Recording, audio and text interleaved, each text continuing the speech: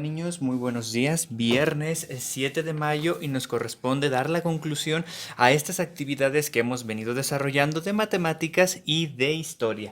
En matemáticas llegamos al último desafío que trata sobre este tema de ubicación espacial de lugares, que se llama La Ruta de los Cerros. Es el desafío 49 y lo van a encontrar ustedes en la página 94. ¿Qué es lo que se va a desarrollar en este desafío? Muy bien, es solamente esta página que se observa aquí y dice qué es lo que vamos a hacer. Organízate con un compañero para participar y ganar la ruta de los cerros. Dos consideraciones. Uno, todos los equipos deben iniciar su recorrido en el cerro La Guadalupana y terminarlo en el cerro Prieto. O sea que los primeros lugares que yo tengo que identificar es dónde está cerro La Guadalupana en el mapa. Si se fijan, se encuentra aquí, casi exactamente en el centro, Cerro La Guadalupana. Y van a terminar el recorrido en Cerro Prieto. Busquen Cerro Prieto. Cerro Prieto, exactamente. Aquí está. Muy bien. Si se fijan, los cerros vienen marcados como con triangulitos. Desafío. El desafío consiste en describir una ruta que incluya 5 de los 7 cerros que se observan en el mapa y con la que se recorra la mayor cantidad de kilómetros posible.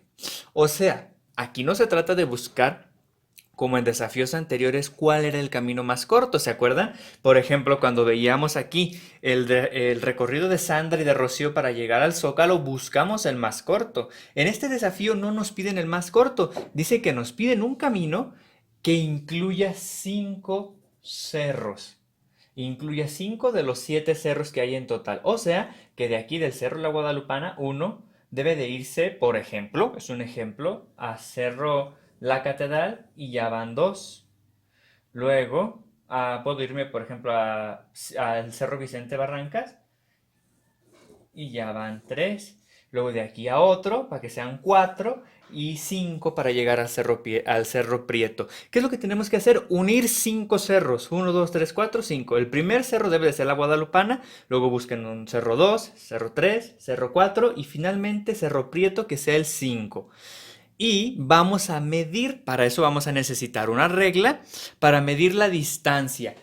Si se fijan, las reglas, aquí tengo una regla en centímetros. El mapa tiene en la parte de abajo la escala. Y dice la escala, si yo la pongo, dice aquí que 1 centímetro son 5 kilómetros.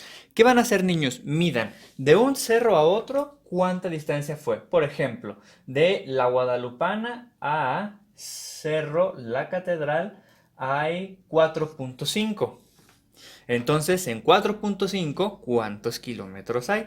Y hay que ir midiendo aquí. Si, por ejemplo, 1 centímetro son 5, 2 centímetros van a ser 10, 3 centímetros van a ser 15, 4 centímetros van a ser 20, 4.5 sería entonces 22.5. Aquí lo que debemos de hacer es ir midiendo la distancia que hay entre un cerro y otro. Ahora, del cerro este a este de aquí son 4 centímetros, entonces serían 20 kilómetros. Cada centímetro valdría 5. Mi recomendación es, mídanlo. Aquí hay 4.5, aquí hay 4. Unan los cerros. Si de aquí se fueron, por ejemplo, a Cerro Pelón o se fueron a Cerro El Huacal, midan la distancia y al final súmenlo. ¿Cuánto fue en centímetros? Y lo podemos multiplicar hasta el final por 5 para que sea más fácil. Ejemplo, si aquí son 4.5 y aquí son 4, van 8.5. Si, por ejemplo, unía acá, aquí van 11. 4.5 más 11, 15.5. Y ya llevo 1, 2, 3, 4 cerros. Y ya de aquí, otros 6 centímetros para llegar acá. Eran 11.5 más 6, 17.5. En centímetros puedo ponerle que fueron 17.5 centímetros. Lo multiplico por 5 y puedo obtener el total de kilómetros recorridos. Parece un poquito confuso, pero no lo es. Vuelvo a explicar qué es lo que tenemos que hacer. Hay que buscar 5 cerros y unirlos con una línea. El primero es la Guadalupana, Cerro 1. Luego buscamos otro, otro y por último el Cerro Prieto. Y luego medimos cuántos centímetros hay de un lugar a otro. De aquí a aquí, cuántos centímetros hay. Incluso los podemos escribir. Hay 4.5. Hay 4 centímetros. Al final sumamos todos los centímetros y lo vamos a multiplicar por 5 para saber la cantidad de kilómetros que habría en total en este recorrido. ¿Sale? Eso sería todo en cuanto a matemáticas. Es solamente este ejercicio.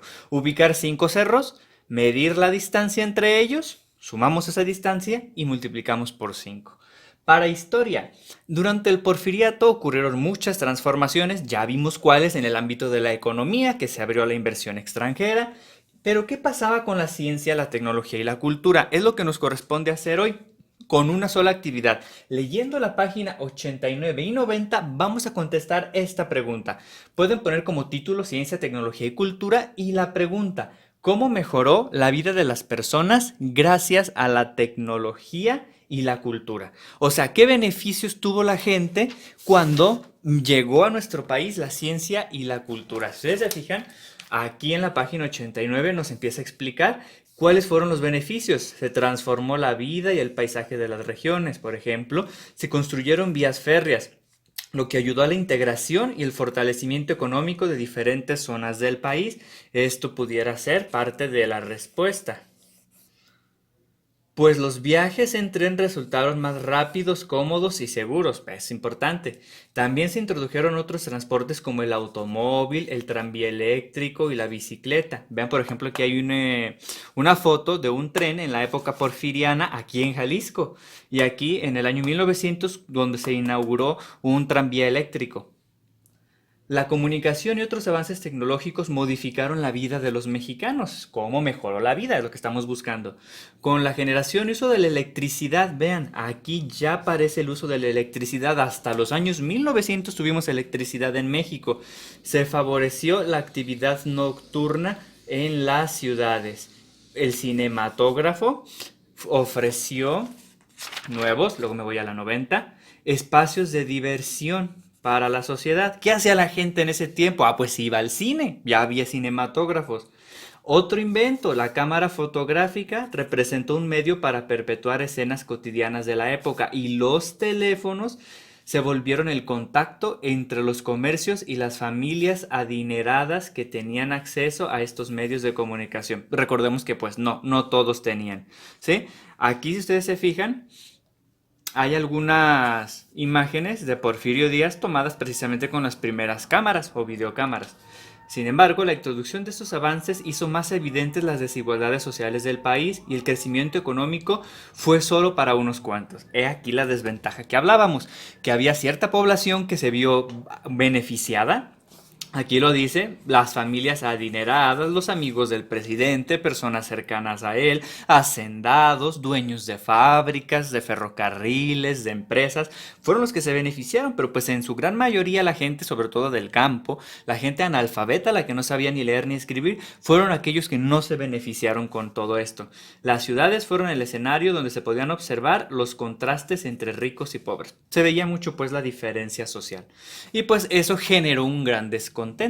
Grandes jornadas de trabajo, poco salario, los empleados hicieron huelgas. Y de eso se va a tratar el siguiente tema de aquí, los movimientos de protesta de los campesinos y los obreros.